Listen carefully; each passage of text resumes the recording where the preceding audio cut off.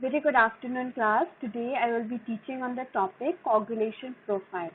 This topic is for BSc second year and this is from pathology subject. So what do you mean by coagulation? ठीक है, जाने से पहले let us see what is the meaning of coagulation. So coagulation means another word for coagulation is clotting. ठीक है, so coagulation is a complex process by which the blood forms a clot. ठीक है, so it is a process. Coagulation is a process. It is a complex process where blood is converted into clot. ठीक है, blood must be remain fluid within the vasculature and yet clot quickly when exposed to non-endothelial surface at the site of vascular injury. Okay, so we know that blood must be liquid. Okay, and when it is being exposed, okay, when there is any cut, any injury, when it is being exposed to the non-endothelial surface, okay, at the site of the injury, then the clotting factor takes place. Okay, so this coagulation process will start. It is an important part of hemostasis, that is the stopping of blood loss from a damaged vessel, wherein a damaged blood vessel wall is covered by platelet and fibrin containing clot to stop bleeding and begin the repair of the damaged vessel. अगर clotting नहीं हो रहा है तो what happen is patient will start bleeding and the patient will have low hemoglobin and can lead to anemia. Okay, and the complication of anemia is death.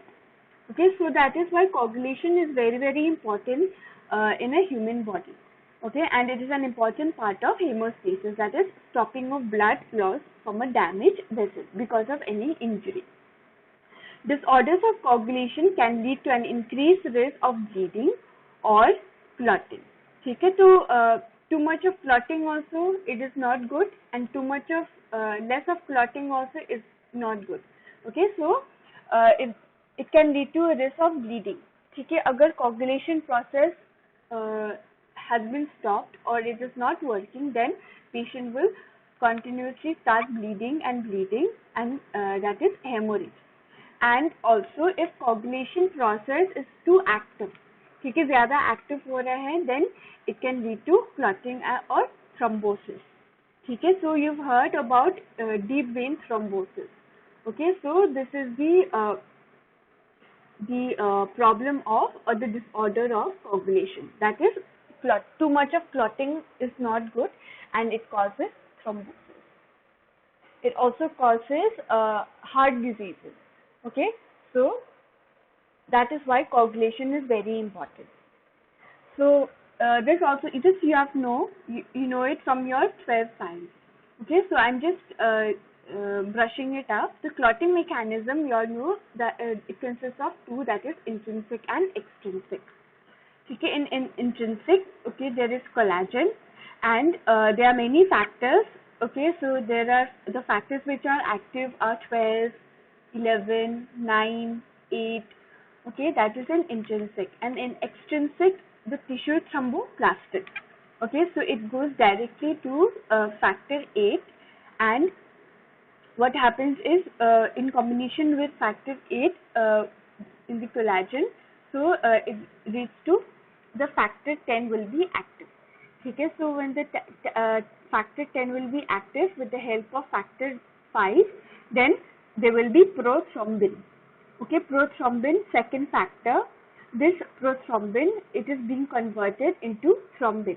Okay, with the help of factor 3, and thrombin will be converted. Okay, thrombin is responsible for converting. It is like a supporting factor. Okay, so thrombin, it supports fibrinogen to be converted into fibrin. Okay, and that blood clot, okay, the formation is because of the fibrin. Okay, so this is the end result of the blood clot. So this is how the clotting mechanism takes place. Okay, so just remember that prothrombin gets converted into thrombin, and thrombin helps in converting the fibrinogen to fibrin, fibrin is very important for clotting of the blood. So now we come to pathology. Okay, so there are many lab tests. Okay, one is platelet count. So we check how many platelets are there, okay, in the blood, so that we will know if the patient is having any platelet disorder. Okay, whether if platelet is less, then clotting will not take place, right? Okay, so that is why we need to check the platelet count. Next, there is bleeding time. Okay, how much time it is required for the bleeding. ठीक है, एक injury हो गया हाथ पे, ठीक है, small prick on the finger, then there will be bleeding, right? So we are checking the time of bleeding. Okay, how many seconds the patient is bleeding. Okay, so that is bleeding time. Then clotting time. When is the clotting? When will the fibrin take place? So that is clotting time. Then prothrombin time, and there is also activated partial thromboplastin time. So we are also checking the prothrombin. When will this prothrombin formation take place? Okay, when will it start? So that is the prothrombin time. So here we are just checking the time period. Okay, that when will bleeding start and when will bleeding stop. Clotting time, the time when will the clot start. Okay, the clotting factor will start, and prothrombin time is the time when the prothrombin process will start. Okay, and there is also activated partial thromboplastin time. Okay, so these are some of the lab tests for coagulation profile. So first we know that platelet count. Okay, so this platelet count I've taught you in blood chemistry. Okay, in blood chemistry test. Okay, so we check the hemoglobin, we check the WBC, RBCs, we also check the platelet. Okay, this comes under the complete blood cell count. Okay, so there are many tests like CBC test. Okay, LFT, KFT test, lipid profile. Okay, so I will not go back to that part, but just a brush up about the platelet count. Okay, because in coagulation, platelets is very important. So in platelet count, the normal platelet count is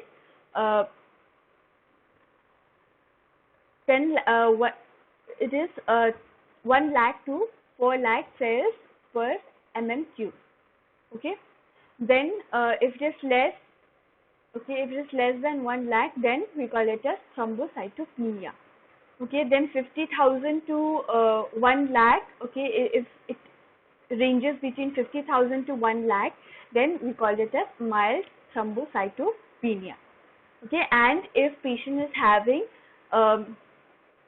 less than 50,000, then we consider it as severe thrombocytopenia. Okay, so thrombocytopenia is when the platelet count is very less. Okay, the platelet count level is very low in the blood. So less than 1 lakh we consider as thrombocytopenia.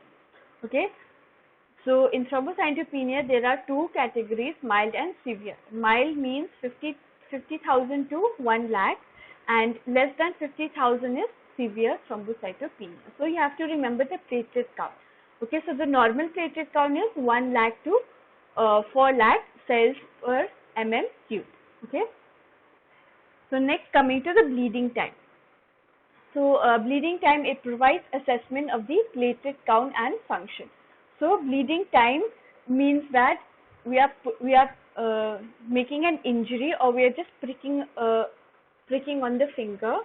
Okay, then bleeding will start. We'll start the stop clock, or we'll start the the watch clock in the phone, or it can be in the watch, and we will stop it when the bleeding will stop. So that is the bleeding time. So the normal value is 2 to 8 minutes. Okay, so this is the normal value. So in bleeding time, there is a method called as Duke's method. Okay, it is easy to perform. It requires minimal equipment. Very less equipment is required for this procedure. The requirements are: we need an alcohol swab, sterile lancet. Okay, sterile lancet to prick. Okay, to prick on the skin. Then we need a stopwatch so that we can check the time. We need filter paper. Okay, filter paper, so that we will know when will the bleeding will stop. Next, the procedure is first we clean the earlobe with the alcohol sponge or alcohol swab. Then, in infants, we can use the heel of the foot. Okay, we can use the baby's foot. Okay, as the place for pricking. Next, hold a glass slide behind the earlobe. Make a deep puncture with a sterile lancet. Okay, now we try to prick the earlobe. Now, as soon as we prick on the earlobe, you will start the stopwatch. Then you will discard the glass slide. Then after that, then we take a filter paper and we will blot the drop of blood coming out from the incision. Okay, so you will try to take the blotting of the by using a filter paper. So then after that, when the bleeding stops, then we have to stop the stopwatch. Okay, then we count the number of drops on the filter paper. And okay, so in that filter paper, we will see how many drops of blood are there. Okay, so with that number, you will multiply by 30 seconds. Okay, after multiplying with 30 seconds, then report the closest minute, and if cut bleeds more than 10, then we have to discontinue the test. So mainly we have to, here to calculate the bleeding time is we multiply with 30 seconds and you will check the minute, how many minutes. Okay, so the normal is 2 to 8 minutes. Okay, so some they are saying 3 to 5 minutes, but the normal is 2 to 8 minutes. The earlobe, the advantages of Duke method is the earlobule contains abundant subcutaneous tissue and is vascular. Therefore, the bleeding also will take place. The flow of blood is quite good. The normal bleeding time is 3 to 5 minutes. Okay, so usually it is 2 to 8 minutes. The disadvantage of this Duke method is it is difficult to get a standardized wound. Okay, because sometimes in infants also it is very difficult to prick on the heel. Okay, so that is why to get a standardized wound is not possible sometimes in Duke method. Okay, so this is about the bleeding time. So I hope this is clear. It is a very simple procedure. Okay, so the normal bleeding time is 2 to 8 minutes. Now coming to the clotting time. So bleeding time is done. Now start with the clotting time or by using a capillary method. Okay, so this is the capillaries. Okay, it is a very thin line tube. So what are the materials we require? Sterile disposable pricking needle or a lancet. So we require a sterile needle or a sterile lancet to prick. Then we need a stopwatch. Then we need a dry glass capillary tube. Okay, so this is a dry glass capillary tube. It is a very thin tube. Then we require cotton swab. We require spirit swab or alcohol swab. Okay, and 70% ethyl alcohol. So let us see. So there is a capillary method. Okay, we can use this method. So once we prick on the earlobe, then what happens is the bleeding will take place, right? Okay, then when the bleeding starts, then you take this capillary tube and place it on the blood where it is bleeding. Okay, at the site of bleeding. Now what happens is it will be like this. Okay, this whole tube will be filled with blood. Okay, now what happens is now you start breaking into small from one end. First you start breaking, then you see if there's any line or thread. Okay, so if you break, then if there is no line or thread, means clotting has not taken place. Then after some time you break a piece of it again, of the tube again, and you see if there's any thread, but not yet. Then after some time you break the tube again, and then you will see a small formation of thread. Okay, this means that the clotting has started. Okay, then then after that, okay, when after some time, then we break it again, and you will see a long thread is connected between the two ends of the capillary tube. So this, when this formation takes place, then we stop the stopwatch, okay, and we will calculate the how many minutes it is taking for the blood to clot. So this is the clotting time. So we can use this capillary method. Then there is also another method, that is the slide method, by putting on a glass slide. So the surface of the glass tube initiates the clotting process. So on the glass tube we will see the clotting. This test is sensitive to the factors involved in the intrinsic pathway. So the expected range for clotting is 4 to 10 minutes.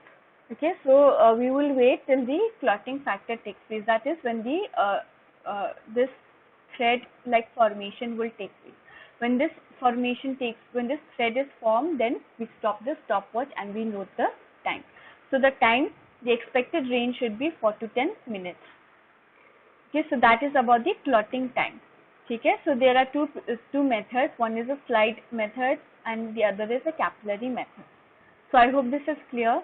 Now coming to the prothrombin time. Okay, prothrombin time measures the effectiveness of the extrinsic pathway. Okay, so this is very important. They might ask you, why do we perform prothrombin time? Okay, why do we calculate the prothrombin time? Why? To measure the effectiveness of the extrinsic pathway, to check whether the extrinsic pathway they are effective or not, they are active or not. The normal value is 10 to 15 seconds. So prothrombin time is therefore the time required for the plasma to clot after an excess of thromboplastin and an optimal concentration of calcium have been added. Okay, then it measures the function of the extrinsic pathway. So that is very important. It is sensitive to factors like factor number 1, factor 2, factor 5, factor 7 and factor 10. The prothrombin time evaluates the patient suspected of having any inherited or acquired deficiency in these pathways. So if prothrombin time is more than the normal time, then we can say that we can detect maybe that the patient is suffering from any inherited diseases or any congenital disease or acquired deficiency in these pathways. Okay, in the extrinsic pathway. So this is prothrombin time. So when do we perform prothrombin time? Okay, it is used to monitor. When is it ordered? It is used to monitor oral anticoagulant therapy. So if the patient is taking injection warfarin, okay, or this patient is taking any anticoagulant therapy, then we have to monitor. Okay, we have to monitor the oral anticoagulant therapy. So that is why prothrombin time is required to check. Okay, because warfarin is given to the patient. Okay, so that the bleeding will stop. But too much of warfarin also, what happens is the clotting factors will be overburdened. Okay, they are putting too much of work. They are doing so much of work, these clotting factors. Okay, so what happens is sometimes they will be tired. Okay, and their efficiency or their action will be reduced. So that is why we need to check the prothrombin time. When a patient, it is also done when a patient who is not taking any anticoagulant drugs but has signs and symptoms of bleeding disorder. Okay. Then third is when a patient is to undergo any invasive medical procedure such as surgery to ensure the normal clotting ability. So before doing any surgeries also we should perform prothrombin time. Okay, because during surgery in the OT, if this if this clotting process is not, coagulation process is not taking place, then patient may have excessive bleeding and hemorrhage and patient may die. So that is why we need to check the prothrombin time before any surgery. Okay, and we should perform prothrombin time when patient is having excessive bleeding or having any bleeding disorder. An elevated prothrombin time may indicate the presence of vitamin K deficiency. So that is why I said that prothrombin time is very important. Why? Because if the prothrombin time is very long, okay, then it indicates that the patient is having any vitamin K deficiency. Means that the clotting factors are not effective at all. So vitamin K is needed to make prothrombin and other clotting factors. So we know that vitamin K is responsible for clotting factor also, okay, for clotting process. So if the prothrombin time is very long, okay, and patient is having excessive bleeding, then we should detect for vitamin K deficiency. Then number 2 is DIC, disseminated intravascular coagulation. Okay, so this is it is a disease condition where the clotting factors are overburdened. Okay, they're putting so much of work. Okay, their action is very high that they will come to a point that they are tired. Okay, that their function will be reduced. So what happens is when the clotting factors are not performing their work, then patient will start bleeding. Okay, because no coagulation will take place, no clotting will take place, so patient will start bleeding. So that is DIC, and because of excessive bleeding, then patient can have organ failure also. Next, liver disease. Okay, we can indicate that patient is having any liver disease. Then a deficiency in one or more of the following factors. Okay, if there's any deficiency in factor 1 or factor 2 or factor 5, factor 7 or factor 10. So we can, so this prothrombin time also, it can detect whether the patient is having any lack of factor 1 or factor 2 or factor 5 or factor 7 or factor 10. So these are all extrinsic pathways. And also anticoagulant. Okay, like I said that if a patient is taking anticoagulant medication like injection warfarin, okay, so too much of coagulant also, okay, the body also will be the clotting factors will be overburdened. So too much of anticoagulant also can put the patient at a risk for excessive bleeding. So these are the indications for the presence of elevated prothrombin time. Next, coming to INR. Okay, a prothrombin test may also called as INR test. Okay, so when we perform the test, when we write it in the lab investigation, so we write it as PT-INR. That is prothrombin time / international normalized ratio. Okay, so INR, full form is international normalized ratio. It stands for a way of standardizing the result of prothrombin time test, no matter the testing method. So it is a standard ratio of the prothrombin time. So the doctor can understand the result in the same way even when they come from different labs and different test methods. So it is very helpful for the doctor to understand, okay, the prothrombin time. Next, using the INR system, treatment with anticoagulant therapy will be the same. In some labs, only the INR is reported and the PT is not reported. So what happens is in some lab investigations, they are not checking the prothrombin time. They are only giving the INR. Okay. So in that case, we have to check, okay, the ratio with the help of using INR system. Therefore, we have to check for the whether the patient the prothrombin time is high or it is for a long period of time or not. So this is very helpful for the doctors also. An INR of 1.0 means that the patient PT is normal. Okay, so if the INR ratio is 1.0, then it means that the patient's prothrombin time is normal. Okay, patient is not having any vitamin K deficiency, patient is not having any DIC, or patient is not having any liver disease or deficiency in factor 1, 5, 7, 10. Okay, so it means patient is normal. And INR greater than 1.0 means that the clotting time is elevated, means that the clotting process is taking a long time. Okay, so that is in case of INR more than 1.0. INR of greater than 5 or 5.5, it means an acceptable high risk of bleeding. Whereas if INR is equal to 0.5, then there is high chances of having a clot.